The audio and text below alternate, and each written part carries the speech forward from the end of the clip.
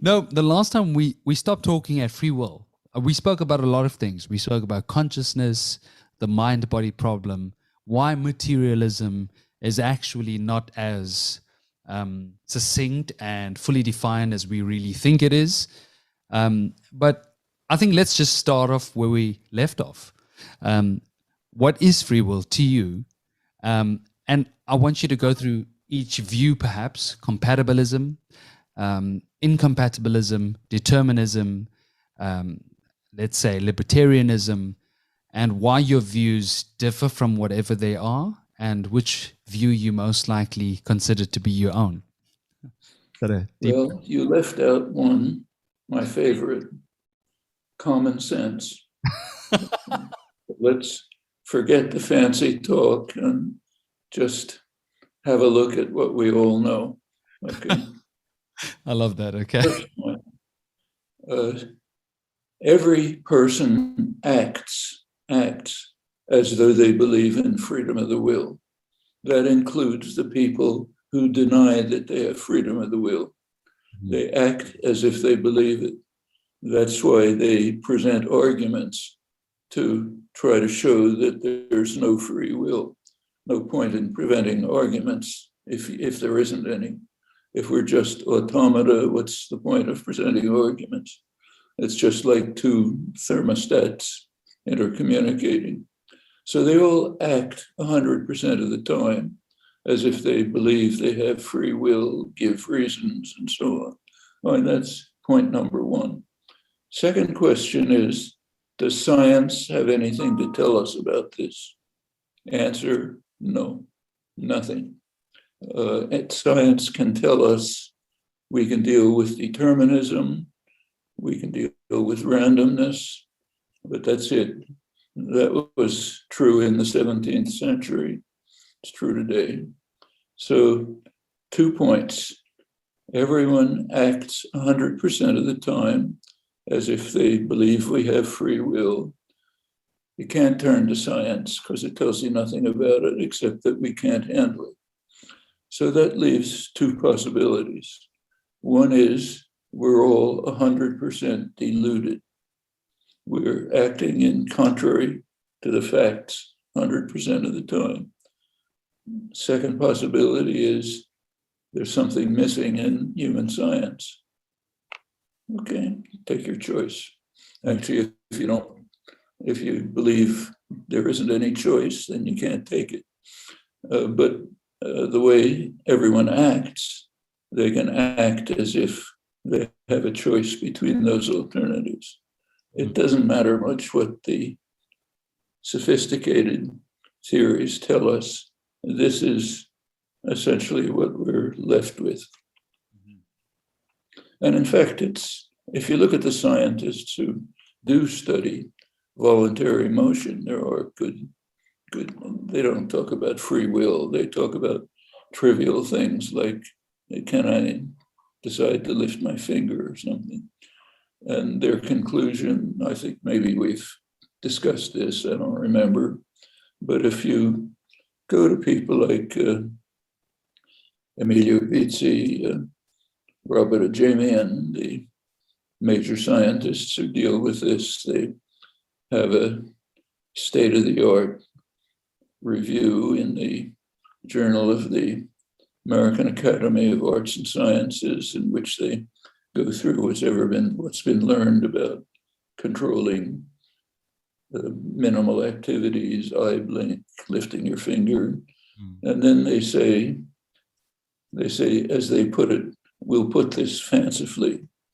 And what they say fancifully is we've come to understand something about the puppet and the strings, but we have nothing to say about the puppeteer. Yeah. It's just a total mystery. That's where we're left. I mean, it often gets me thinking about, I remember very young, not to call you old in any way, but when I was very young, I remember watching a video of you and Michel Foucault. Michel Foucault? Perhaps my French is not too great, but I remember your discussion with him, and you guys were talking about morality and so many deep topics that I remember watching this video, enjoying it so much because it's something you don't often see online. I mean, you mostly see politics that are badly influenced by bias and fallacies of thought, etc. You guys were talking about a lot of topics, and Foucault often talks about things like addiction, putting people into prison, etc.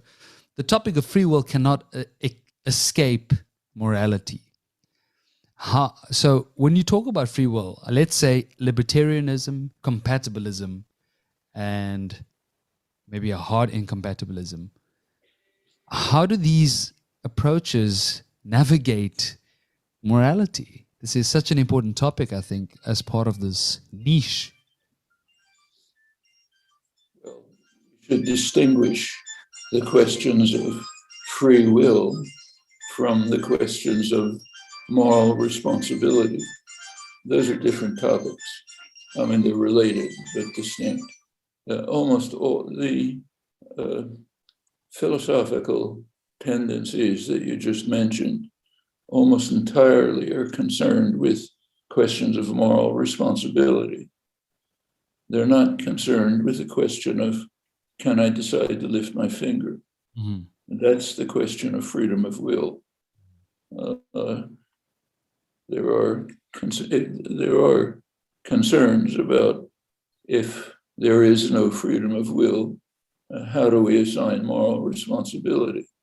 Well, that's a question you can ask, but it's only a meaningful question for those who think there's no free will. Mm-hmm. And in my opinion, nobody has that opinion.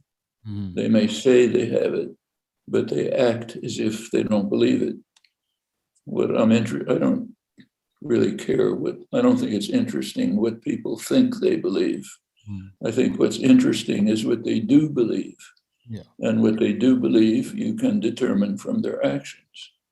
Again, it's a very striking fact that 100% of our actions, including those of people who claim they don't have free will, 100% of their actions reflect a belief, an unacknowledged belief that they do have free will. So since that's 100% of human behavior, it's kind of an interesting question why people deny what they believe, but it's a separate kind of question. And these questions of moral responsibility do arise if you acknowledge that you have freedom of choice. But that's not the domain in which the tendencies that you describe function. So I think it's kind of sorry, continue. No, sorry. I was just saying, it seems to me an odd incongruity. Okay. If we do believe that we have free will, then these questions can arise quite seriously. If we claim, hypothetically, that there's no free will, then you get into complicated philosophical questions. But I don't personally see much point in exploring them because they're based on a hypothetical assumption which doesn't apply. I think the most difficult part about discussing free will for me is that there are two domains. One is the metaphysics of whether or not we do have free will or not. And then you also get the moral responsibility aspect. Now, there are a group of philosophers today, Dirk Pierboom, Greg Caruso. I mean, directly, Greg Caruso and Daniel Dennett have a book called Just Desserts, primarily based on the fact that free will has such an important aspect when it comes to how we interact with each other and what we do. What are your thoughts on that? Do you think this is relevant? Why are we talking about this? It's an amusing discussion in your free time if you have nothing else to devote yourself to. I don't find it very interesting. I mean, there is an interesting, if you like, metaphysical question. Do we have free will? Well, again, we're left with what I said before. We always act, everyone, as if we have free will. Science tells us nothing about it. Then we can make a choice. Maybe human science just has its limits, which I think there's every reason to believe. I think we are organisms. We're not angels. If we're organisms, we are like other organisms. Every single one has scope and limits. Mm. And that's true for all of our capacities as well. People question that only for our mental capacities. I don't see why those should be different from any other capacities. Mm. In the case of every other organism, their cognitive capacities has scope and limits. In the case of humans, metaphorically speaking, below the neck, meaning everyone agrees, yes, we have scope and limits. There are those who claim, in fact, it's a huge number, maybe most philosophers, that up here something escapes the natural world. It's a kind of methodological dualism, which I see no reason to accept. It seems to me much more pernicious than traditional metaphysical dualism, which was, in fact, normal science. Take a look at Descartes. It was simply normal science. Instead, he tried to argue that everything in the world has a mechanical explanation, including most things about human beings. But then he noticed, correctly, in fact, that there are certain aspects of ordinary human life which don't have a mechanical interpretation.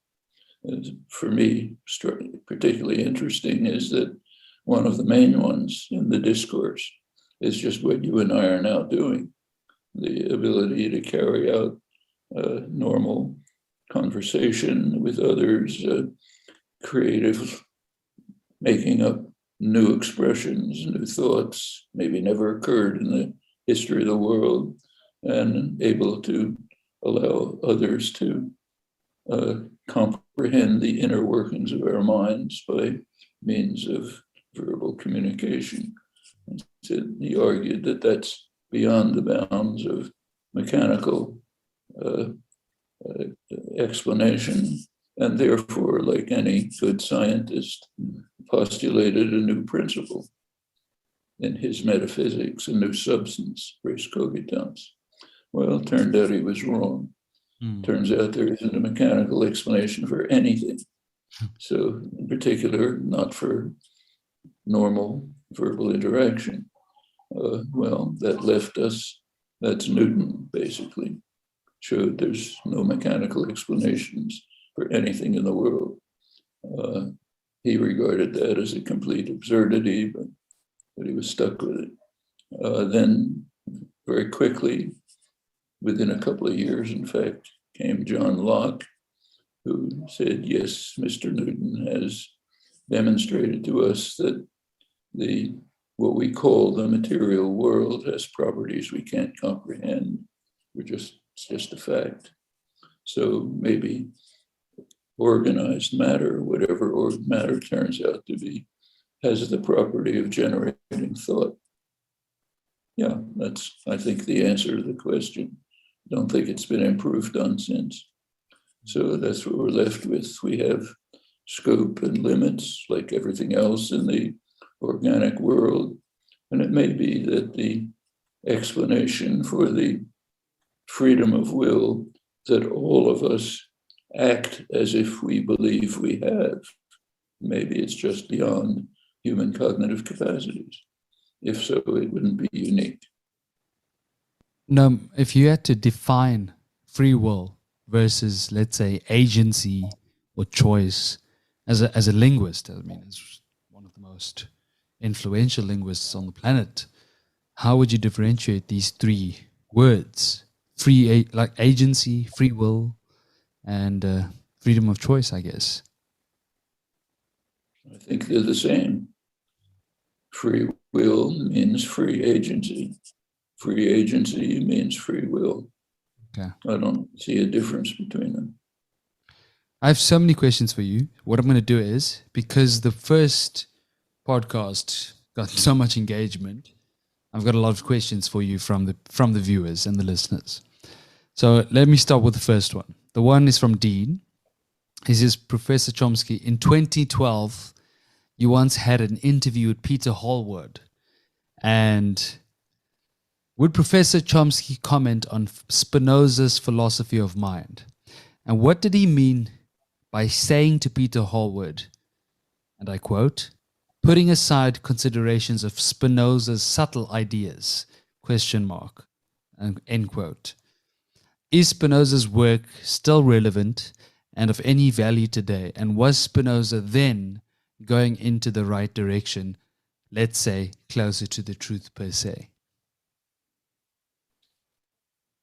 Spinoza was a brilliant, innovative thinker.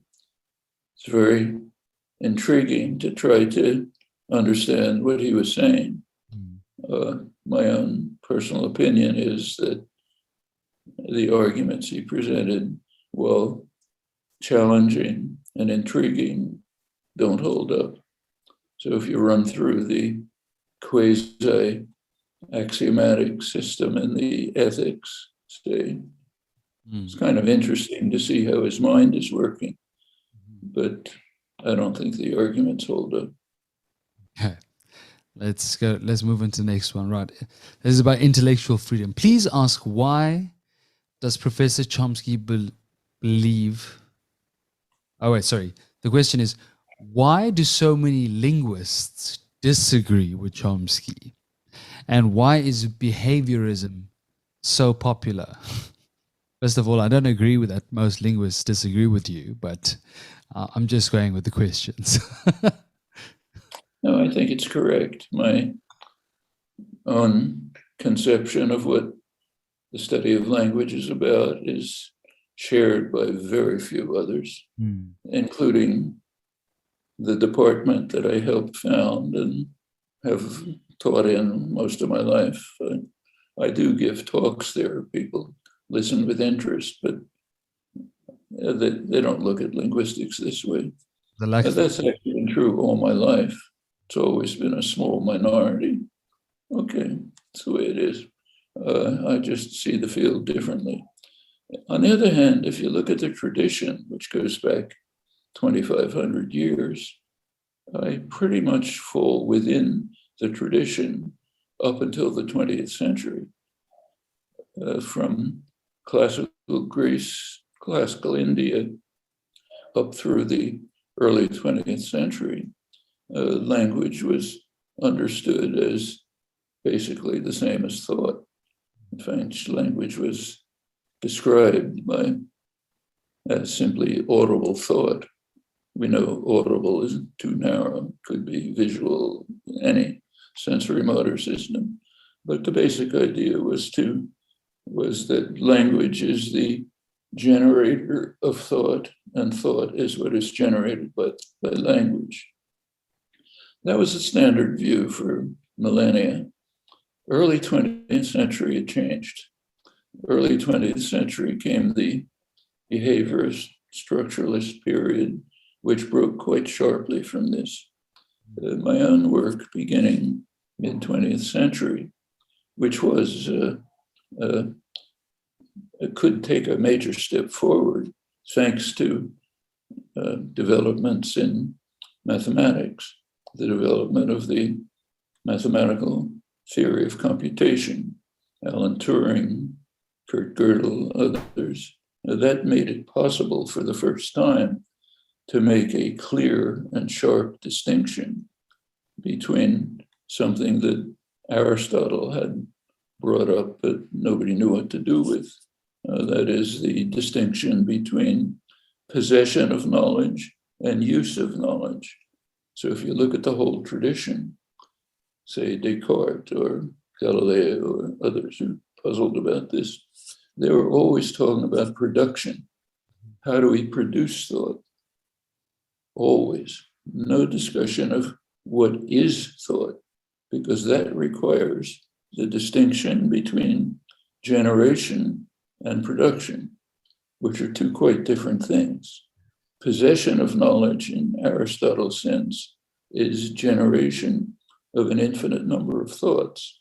Here's the array of thoughts that are possible for human beings. Production is a much more complex thing. It means selecting something. When I speak to you, I am somehow selecting something out of that infinite array and then going through the procedure of implementing it. The first part, we're back in a total mystery, the mystery of how you make choices. And nobody has anything to say about that. But at least we can now make the distinction, and we can study the generation and the nature of thoughts, saying, here they are, here are the thoughts. Then we can turn to the question of, with production, there's two questions. How do I select something out of that array? Total mystery. How do I implement what I've selected? Yes, we can study that. That's the problem of implementation of production. It's kind of an input-output problem. So yeah, we can deal with it. Just as we can deal with perception. It's an input-output question. So you hear a sound, you carry out mechanical manipulations, and it leads to one of the thoughts. Those are topics we can deal with. But there's a big mystery right in the middle. How do we go from the generation of thoughts, which we can study and learn a lot about? What's the nature of thought? A lot of progress on that. But the move from that to how we select one, what I'm doing, what you're doing, that remains total mystery, as much of a mystery as lifting my finger. And that's where we now stand. Well, that's a view of linguistics that very few linguists accept. They're interested in production and perception. Okay, I am interested in the tradition of 2.5 millennia. I think it was on the right track. And the gap that they couldn't deal with, generation of thought, we now can deal with. We can learn quite a lot about it, about the nature of thought and the nature of language. And I think we found a lot about that. But it's just not the main interest of most linguists or cognitive scientists or philosophers. The philosophers totally refuse to look in it. So you take the leading philosophers of the 20th century, philosophers of language, say Quine, probably the most influential, the one I knew quite well, studying with him. We never agreed on this. For him, language is, as he put it, a complex of dispositions to respond, period. Leonard Bloomfield, the great theoretician of modern structural linguistics, language is a matter, as he put it, of habit and training. That's all. Training by some sort of reinforcement procedure. It's totally untenable. It's nothing like that. De Saussure basically said nothing about it. Said language is a social contract of some kind. European structuralism doesn't discuss the question. But notice that in the long sweep of history, there's a gap. The gap is early 20th century behaviorism and structuralism, which just put these questions aside. Picking up in mid-20th century, now informed by the mathematical theory of computation, we can look at the gap in the tradition and reconstitute the tradition in modern terms while recognizing that there is a gap that we don't know how to fulfill, namely how to choose out of the infinite set. I mean, that's not something, it's something familiar in other areas. So take mathematics. Suppose you have a formalized theory of arithmetic, say Peano's formalization of arithmetic. The formalization is generative. It says, here is the infinite number of possible proofs. Peano's axioms can be regarded as a generative system which generates the infinitely many possible proofs. the proof, each proof is a kind of a geometrical object, if you look at it formally. What does a mathematician do who's trying to prove something? Doesn't run through the axiom system. How he does it is totally mysterious. No mathematician can tell you. It's just some creative act, you know. Well, that's what we're doing every moment of the day, instantaneously. We're instantaneously picking something out of the array of possible thoughts and implementing it. Galileo was quite right in regarding this as one of the most amazing things in the world. He couldn't go much beyond that, but he was right to be amazed by it. Descartes was right in postulating some new substance to try to deal with it. But it remains as much of a mystery as it was for Galileo and the scientists of the early 17th century scientific revolution, who were deeply puzzled by this. Galileo himself regarded the alphabet as the most spectacular of human inventions, because it was able somehow to represent this, not answer the question, but at least to represent it. This astonishing mystery of how, with a finite number of symbols, which is all we have, maybe large but finite, we are somehow able to construct infinitely many thoughts, and even to convey to others the inner workings of our mind, though they now have access to it. He regarded this as an invention unique in human history. But it's as much a mystery to us as it was to the scientists of the early 17th century.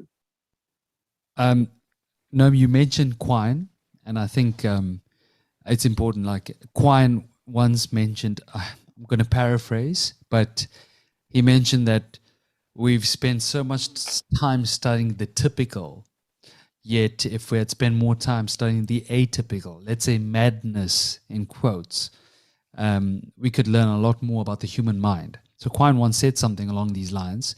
I can't remember the exact quote. It was part of my textbook in my master's, and it's a while back. But along those lines, there's people like J.L. Austin from Oxford. If you think about the way their philosophy works, and you talk about language and words, the choice of words we use. Because I am fascinated by mental health and how we construct diagnoses, how the ICD or the DSM form. What are your thoughts on these? I mean, the fact that we now give terms or terminologies to certain scopes of experience, because clearly, well, from my perspective, there's a spectrum, and yet we somehow find ways to give definitions along the line. What are your thoughts on that? J.L. Austin, I mean, he describes it very well with his Oxford philosophy. But yeah, what are your thoughts on that? Well, John Austin, I happen to know pretty well. In the 1950s, he visited Harvard repeatedly, and we got to be quite friendly. Started when I was a graduate student there and continued, actually almost until his death. I met him weeks before he died. He was working at the time on a theory of language, detailed theory of language, which, in my opinion, was on the wrong track, but it was interesting. He was a very smart guy.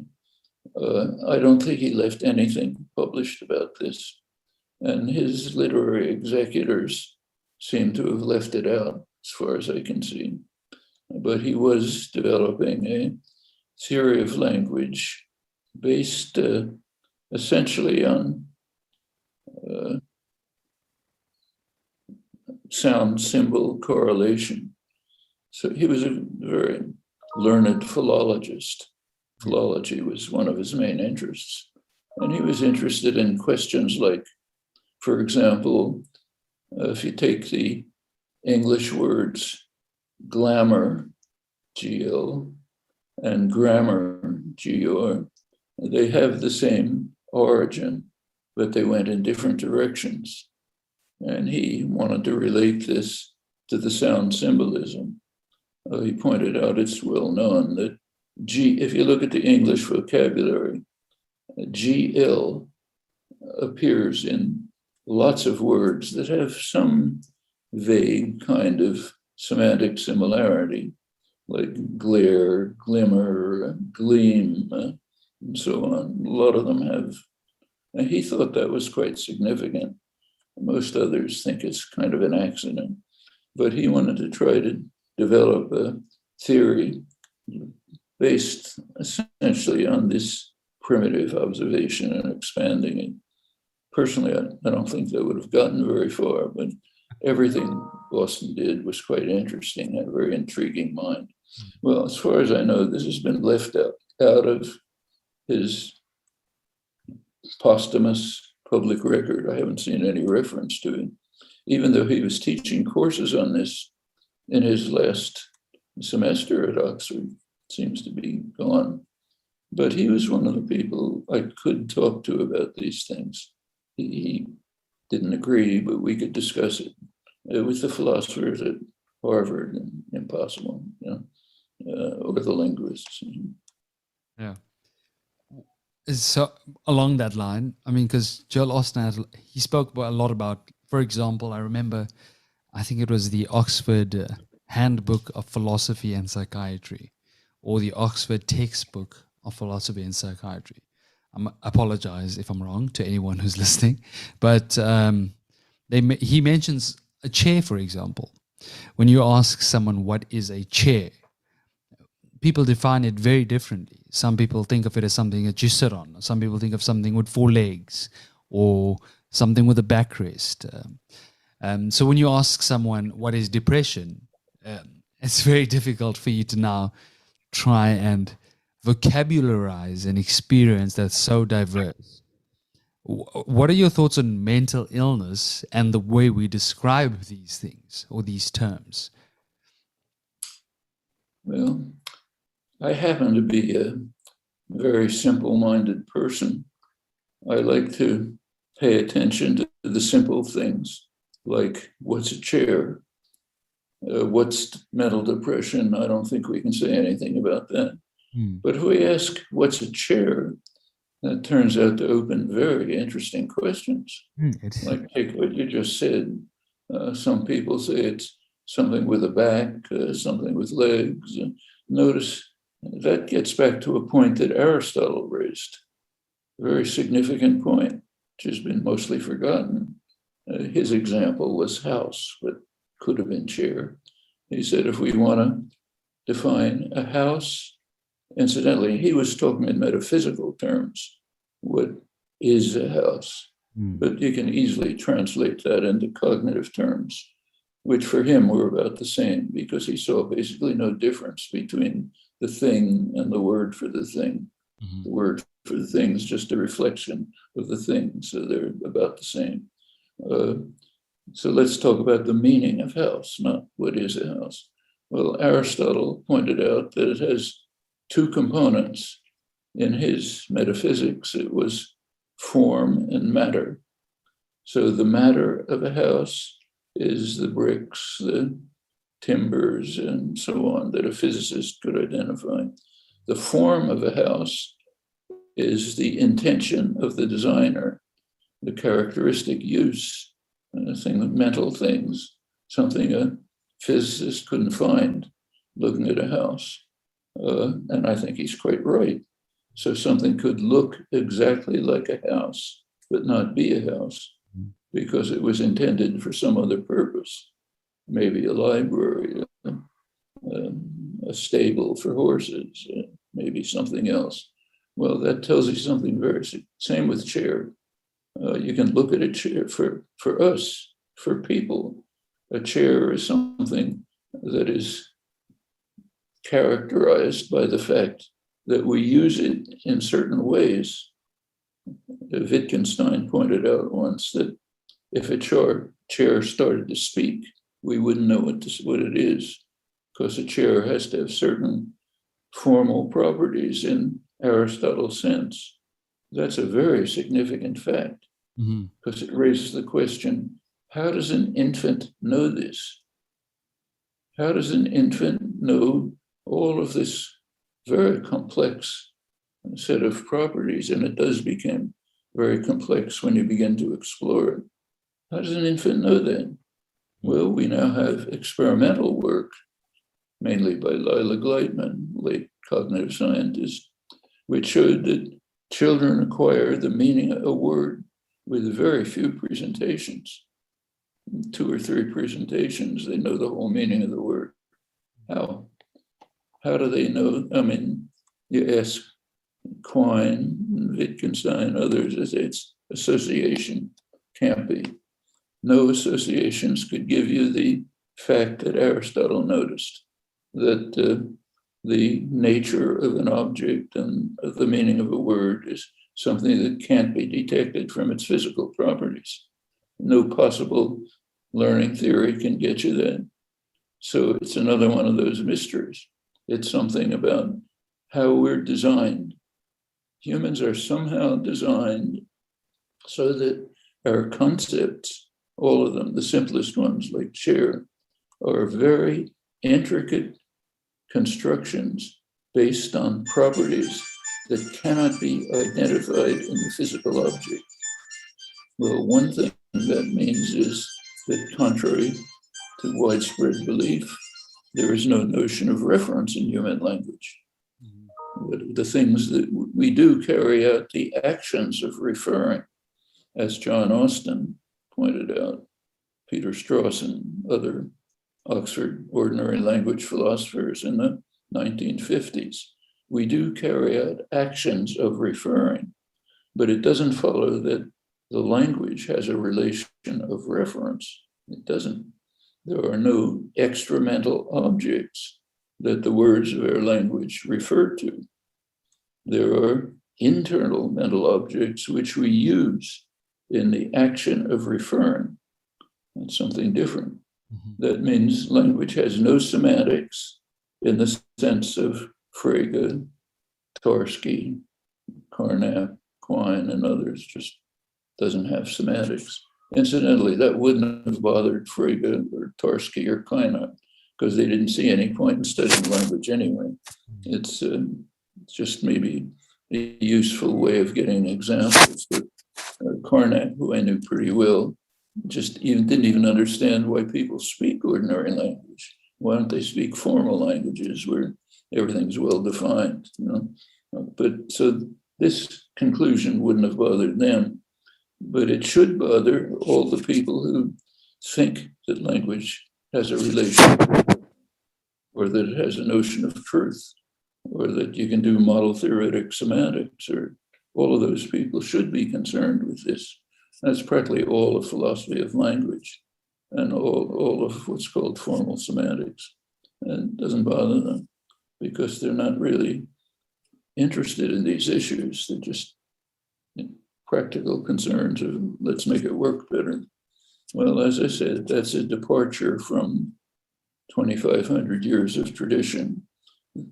In my view, regression of structuralism and behaviorism.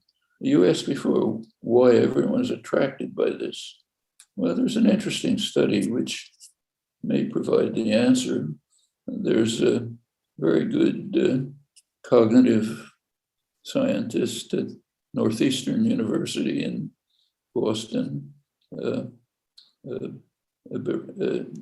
forgot, Iris Berent, Berent. She's done very interesting studies on many topics. And one of them leads to the conclusion that we are sort of innately behaviorist. That is, if you just look at people's common sense attitudes, they tend to give empiricists, she said, tend to give radical empiricist answers. And it's kind of like a natural intuition, just like infants are automatically accept the mechanical philosophy. So if you do experiment, this is done 60 years ago by Michaud, if you give infants a presentation kind of like this, two things moving in a fixed relationship, they'll automatically assume that there's an invisible barrier connecting them, because otherwise it couldn't have happened.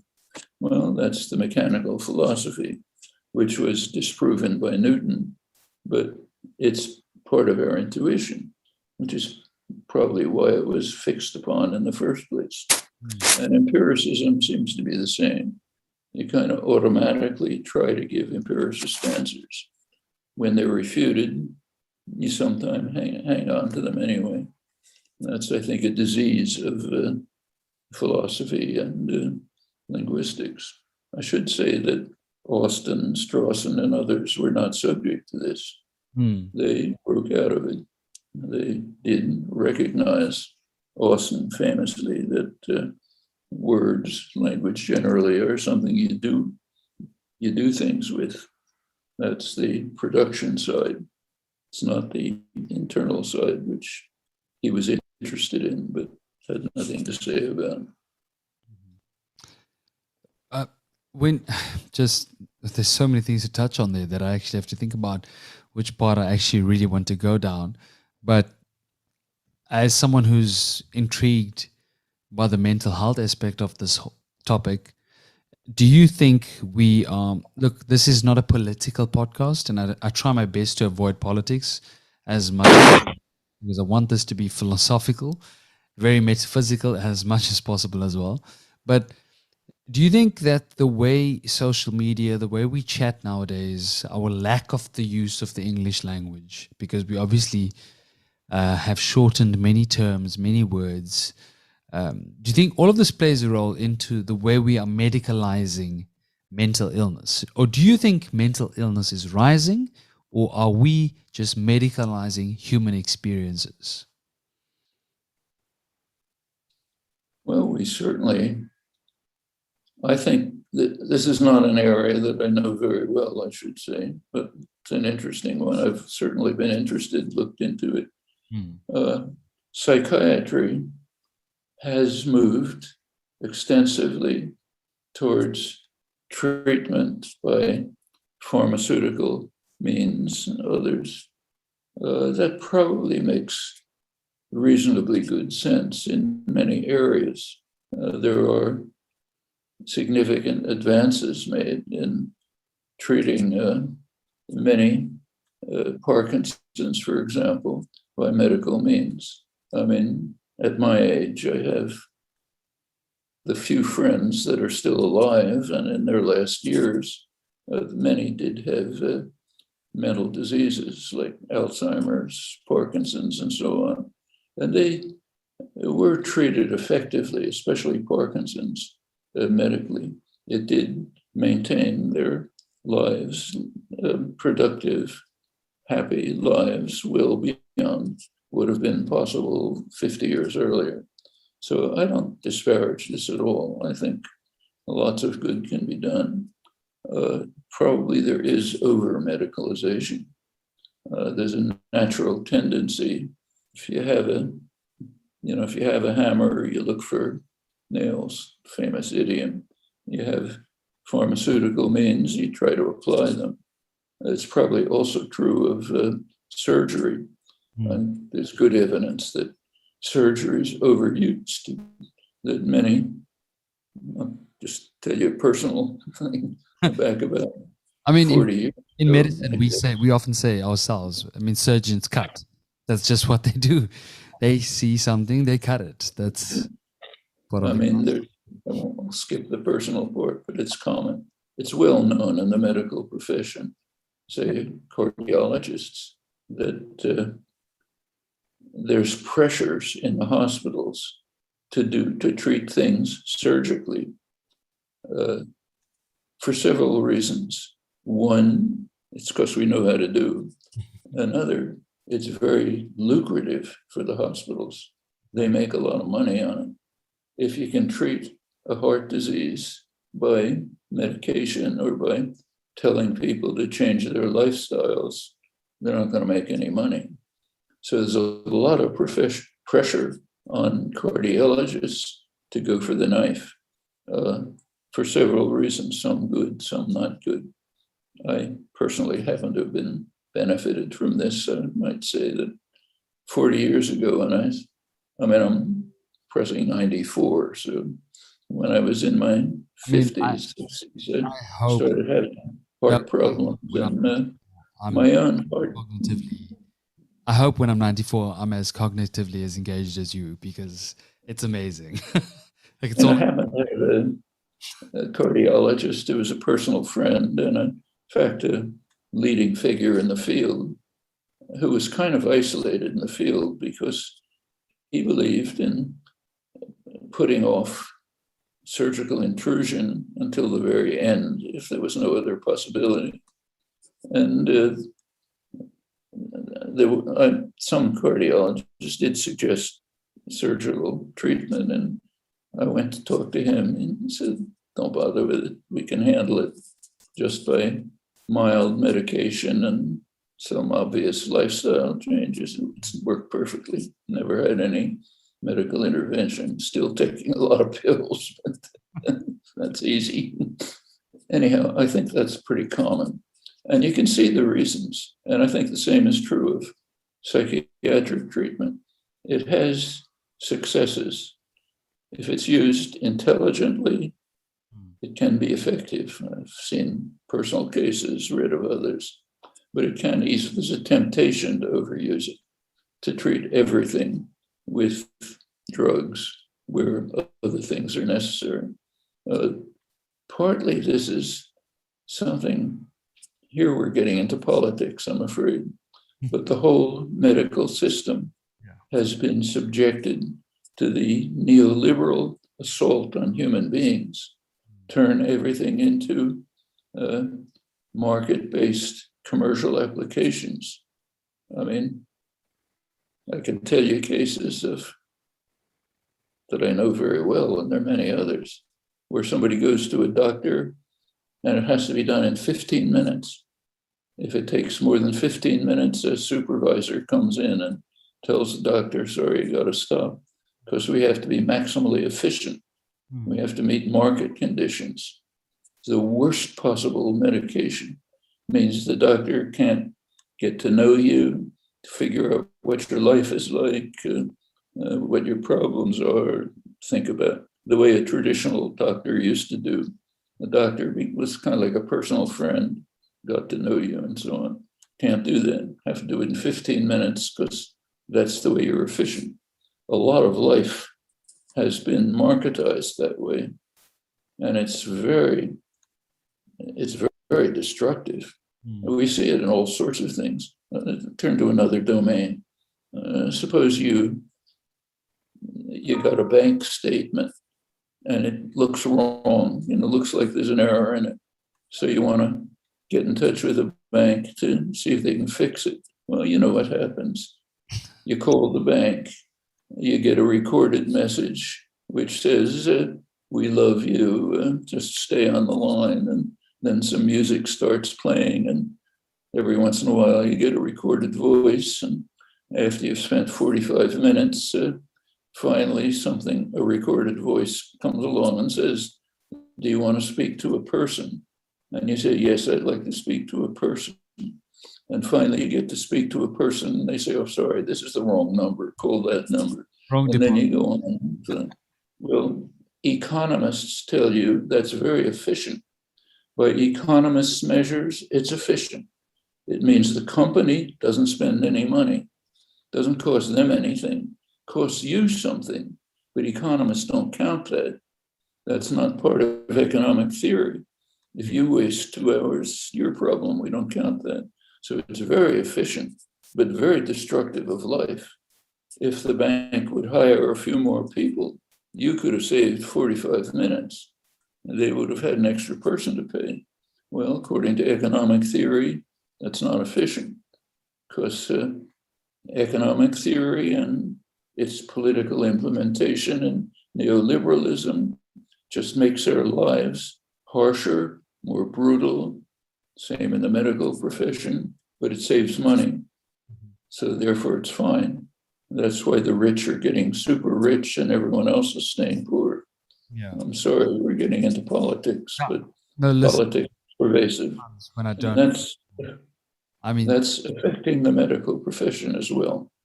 It's very difficult not to get into politics when you have a philosophy podcast. So I don't think there's a need to apologize. But on that topic, exactly what you're talking about, I think it aligns well. While we spoke about free will, and now we're talking about the way people use the internet, social media, etc. How are people's free wills being challenged or controlled because of the way economists, businessmen, um, social media enthusiasts and marketers and marketing people control us? Because clearly that's a way to control free will in a way, is we don't have as much control as we used to be. What are your thoughts on that? Well, we can go back to my favorite philosopher, David Hume. I love David Hume. 50 years ago, he wrote the first major work in what we now call political science or political philosophy. It was called First Principles of Government. If you open it, the first paragraph says something like this. He says it more eloquently, but this is basically it. He said, I'm amazed by the easiness with which the many submit themselves to the few. Power is in the hands of the governed, those who are governed, but they don't use it. They submit themselves to the power of the few. And he says, how can this miracle come about? He says, well, it has to be what we now call manufacture of consent, imposition of consent. Somehow people are induced to consent to rule by the masters, though they don't have to be. They could take power themselves. So the main principle of government is how to control people so that they don't use the power that they have. Well, I think that's right on target. That's how the few manage to keep control and to master us. And there are massive industries devoted to this. They are so common, we don't even pay attention to them. Like take the advertising industry. Hundreds of billions of dollars are spent every year to try to induce you to do things which are harmful to you and destructive to the world, namely to become a mad dog consumer. Literally, hundreds of billions of dollars a year are spent to do this from infancy. There are now fields of applied psychology, literally, which study how to get children to nag their parents. Well, literally, 50 years ago, the advertising industry realized that there's a big group of people who they aren't targeting, children. And they said, we've ignored them because children don't have money. But we've overlooked the fact that children can nag their parents and get them to get things from them. That was a big insight. So now if you watch television with your children, me, my great-grandchildren, if you watch television with them, 2-year-olds, full of advertising, here's something you have to have, a $400 talking dog or something. So get your mother to buy it for you. That starts from infancy. And the mother gets irritated, buys it, kid looks at it and then throws it away, get the next thing. Well, that's very profitable. It's destructive of our lives, destructive of the environment, but it's a way to make money. That's David Hume, led to a huge effort. I mean, I'll give you a personal anecdote again. First time I went to a baseball game was in 1937. Kids were interested in the baseball players, what was happening, and so on. I didn't go for many years until one of my grandchildren wanted me to take him to a baseball game. I took him. Advertising everywhere. The walls are covered with advertising. The baseball uniforms of the players have ads on the back. The game has to stop every once in a while for advertising for television. I mean, every aspect of life has been overwhelmed by the effort to make you a totally irrational consumer. Mm. It's hard to get away from it. By now, people just regard it as like the air you breathe. You don't ask about it. But it's a massive technique of controlling you, and it covers everything else up to the media and teaching and all sorts of things. It's become, in the last 40 years, the neoliberal years, when economists have had a big impact and aligned very closely with the needs of the business world, it's been overwhelming. Mm-hmm. The effect on the public has been devastating. What it's led to is a mood of anger, disillusionment, contempt for institutions, which is all over the place, very destructive, basically leading to a kind of neo-fascist tendencies in government. So it's no small matter. No, But David Hume basically had it right. exactly. I mean, Manufacturing Consent was one of the first books of yours that I did read. I've read dozens afterwards. I mean, you are an excellent writer, but I'll never forget the feeling I had when I read Manufacturing Consent. It changed the way I perceived everything. You get almost this. It's almost like reading 1984. It's got this Big Brother feel to it, where you're like you're being controlled. For good reasons. Yeah, exactly. But my Reasons. question to you is, how then do you believe that we have sort of a free will when clearly we can't control this when it is controlled by others? How are we able to navigate this dichotomy? For us, it's quite easy. Mm-hmm. If you and I were living in Russia or China, wouldn't be easy. Mm-hmm. If we were carrying out this conversation in Russia, let's say, you could expect the secret police to come in and drag us off to a concentration camp. Okay, same in China, not here, not for you, not for me. So we live in highly controlled societies, but we have a lot of freedom. It didn't come by magic. You can tell where you live what a struggle it was to attain it. Well, not that significant much here in the United States, but pretty hard. People, about a century ago, Eugene Debs was tossed into jail for daring to say the kinds of things that I say now about what war is. That war is the health of the state, that's the United States. It's been a battle here too, but nothing like other places. But it's been won. A lot of freedom's been won, which means we have the opportunity to tear aside the very thin veil of propaganda control. We can do it and break through.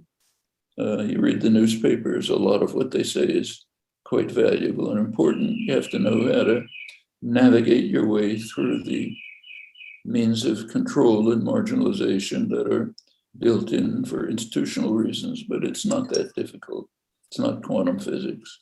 You can do it pretty easily, help other people do it. You mentioned social media. It could be something liberating, ways for people to explore, learn, interact. Unfortunately, it hasn't been that way. Most of what it does is isolate people in small, self-reinforcing bubbles. You kind of naturally gravitate towards things that you approve of and where you get approved. And then attitudes get solidified. You don't hear alternatives. You lose empathy, the ability to think openly. It's been destructive. I mean, doesn't have to be like that. Can break out of that, but it takes exercise of the free will that fortunately we have. Now, the I have so many more questions for you. My question for you is, there are still some questions from the audience that I have for you. Do you have time to answer a few of them? Let's go along a little bit longer. Let's go for some of them. Let's see. Right. So the one says, okay, this is quite a long one. It says, hello,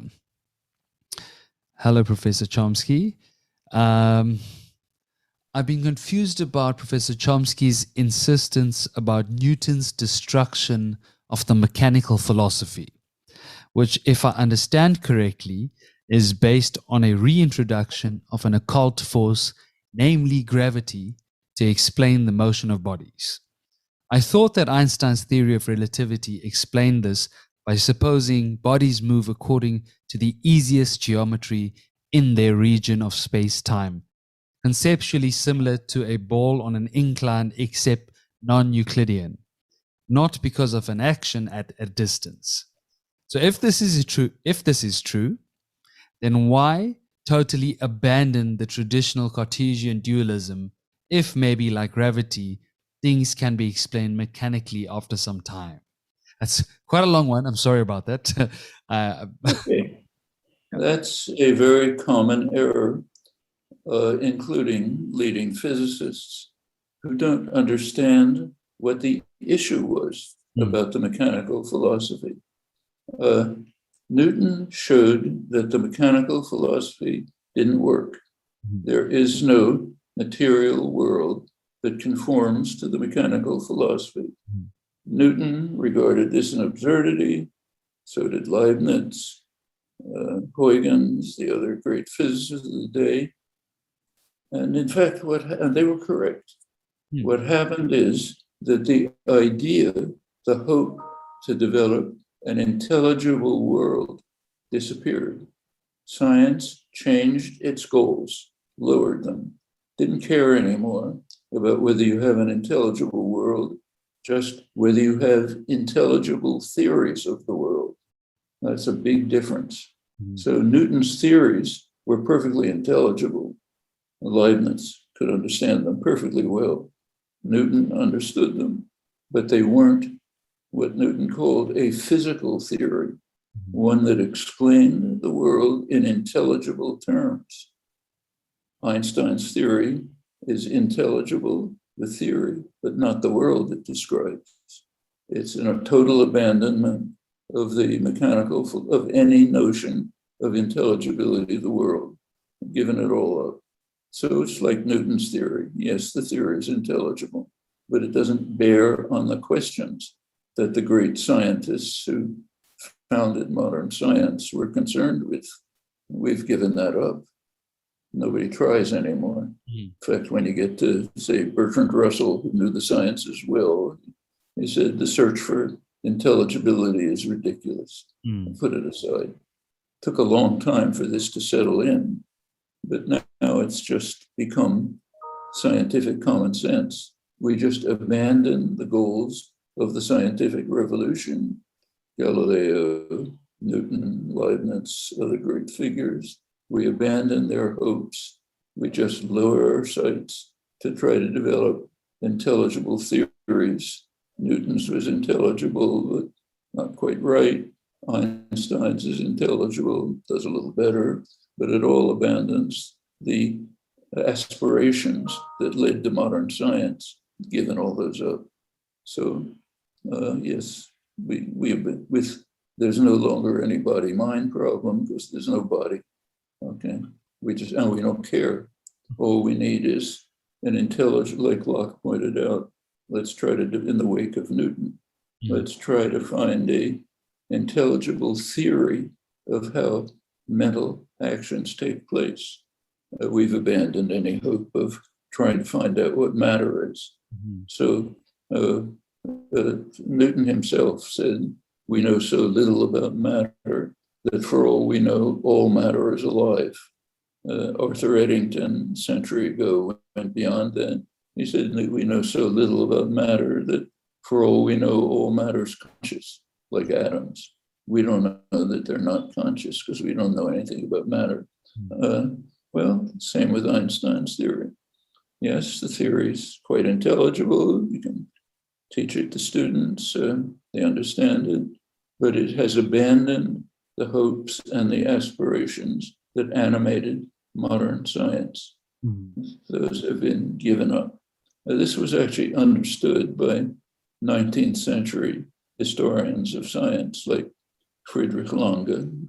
Take a look at his great book on materialism. He points out that modern materialists have simply abandoned traditional materialism. They're willing to accept notions like force and field and so on, which they understand, but have no material basis because we've given that up. Well, that was mid-19th century. We should be able to understand it today. Science just abandoned the goals of the scientific revolution. Very important moment in the history of science. Took some time to sink in. So if you take a look at Newton, he himself said, look, I can't give a physical explanation for anything.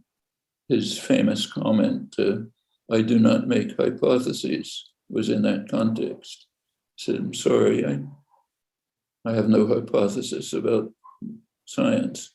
That's why his major work is called Mathematical Principles. It's not called Principles of Philosophy. Philosophy meant science in those days. It took a long time, even at Cambridge University, his own university. They didn't teach Newton's theories for about, I think, 50 years because they weren't physical theories. They were just mathematics. And so it's not science. And finally, science just abandoned hope. Said, we're not interested in this anymore. We have lower goals. Okay, probably the right move. But there's no longer any dualism because there's no body, no matter. The same is true of consciousness. The discussion of consciousness is very misleading.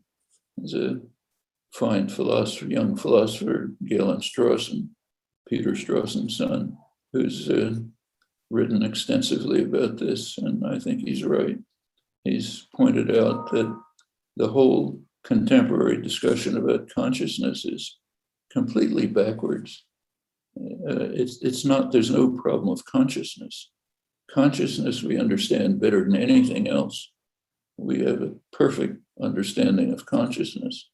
I can describe in detail what my consciousness is, so can you. What we don't understand is matter. So we don't understand the relation between consciousness and matter because we don't know what matter is. As Arthur Eddington put it, for all we know, all matter is alive, it's conscious. Actually, Strawson himself pursues this, tries to develop a panpsychism. I don't agree with him in that, but I think his basic observation is correct. Bertrand Russell said the same thing a century ago. He said, what we know best is consciousness, better than anything else. That's what we're most confident about, what we know most about.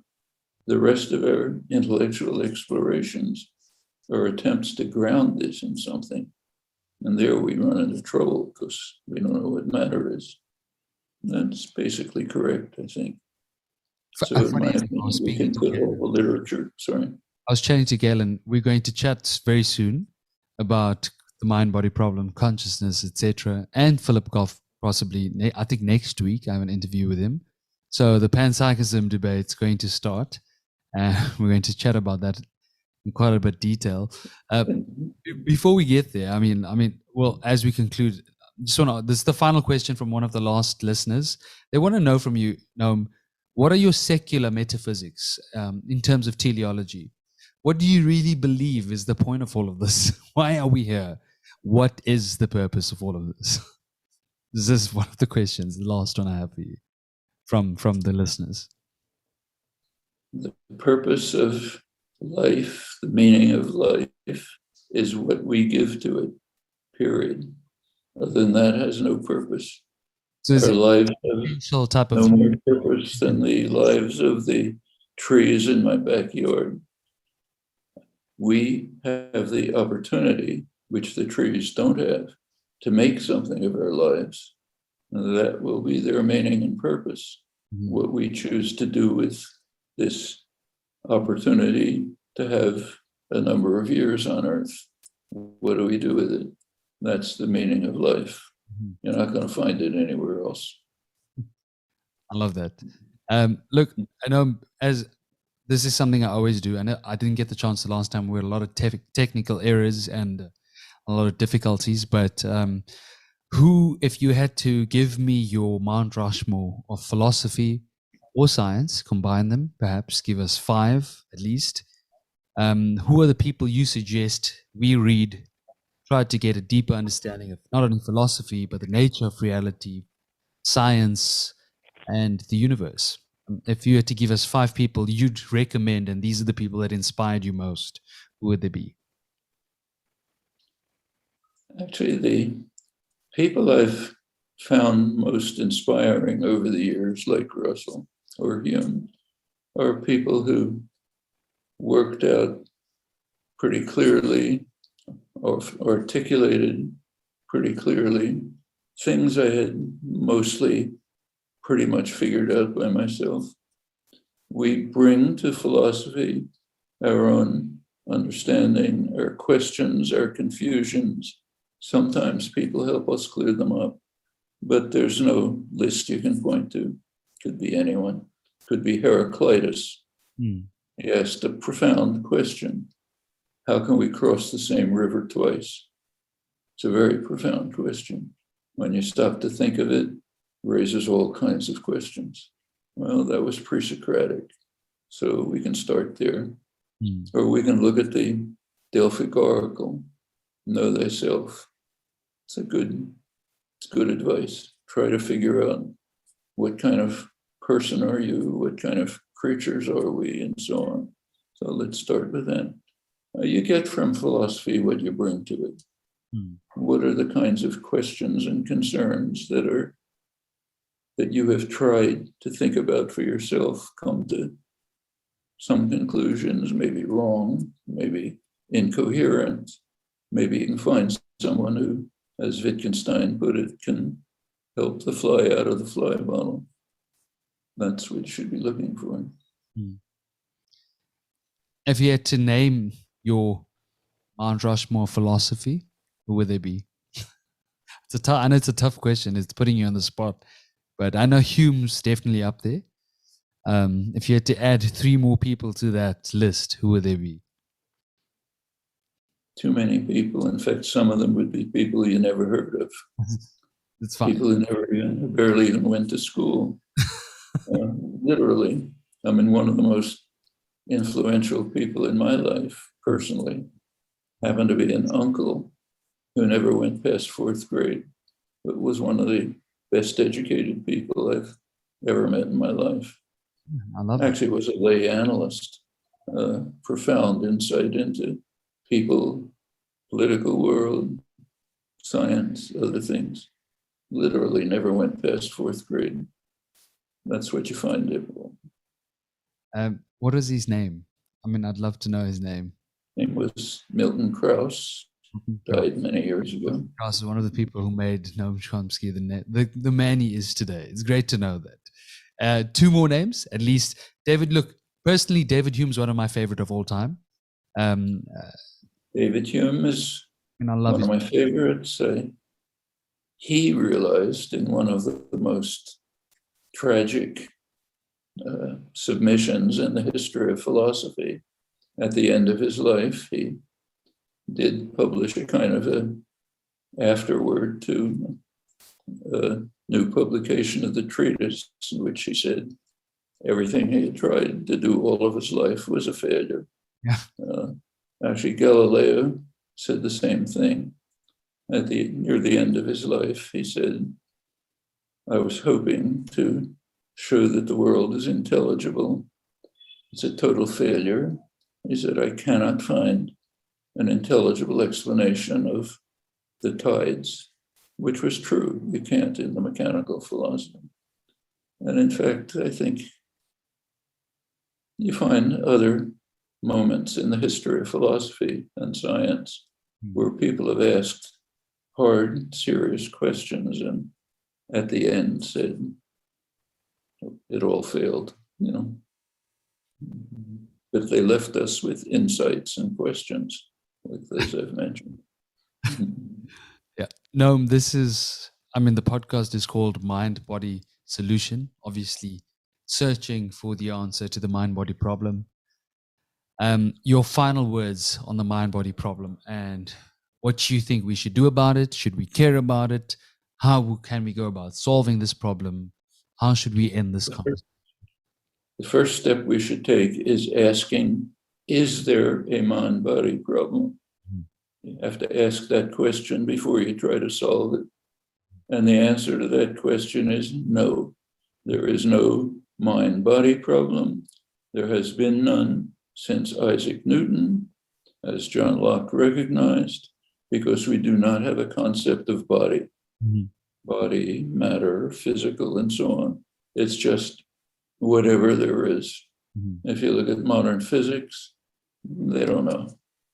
You can read, in fact, I just recently did read a debate in a quantum physics journal that a friend sent me, which is half a dozen leading quantum physicists debating the question, what is a particle? They don't know. A number of different answers, speculations. Nobody knows. We don't know what matter is. So there's no mind-body problem. So therefore, there's no solution to it. The nearest you can come to a solution is Locke's suggestion. Repeated. He put it in his theological framework, but we can drop the theology.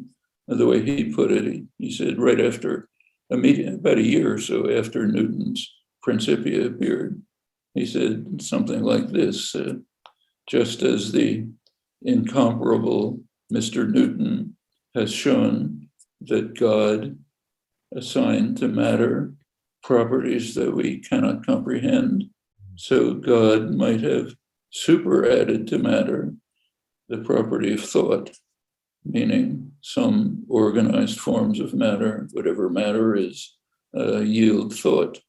Right through the 18th century, that was pursued seriously by Hume, many others, Lemaitre, finally Joseph Priestley, scientist, philosopher, who worked on it extensively, finds its way into Darwin's early notebooks, then pretty much forgotten, reinvented in the late 20th century as what Francis Crick called an astonishing hypothesis, what the Churchlands called a radical new idea in history of philosophy, and basically just repeating Locke's suggestion in the same words, often repeating Priestley.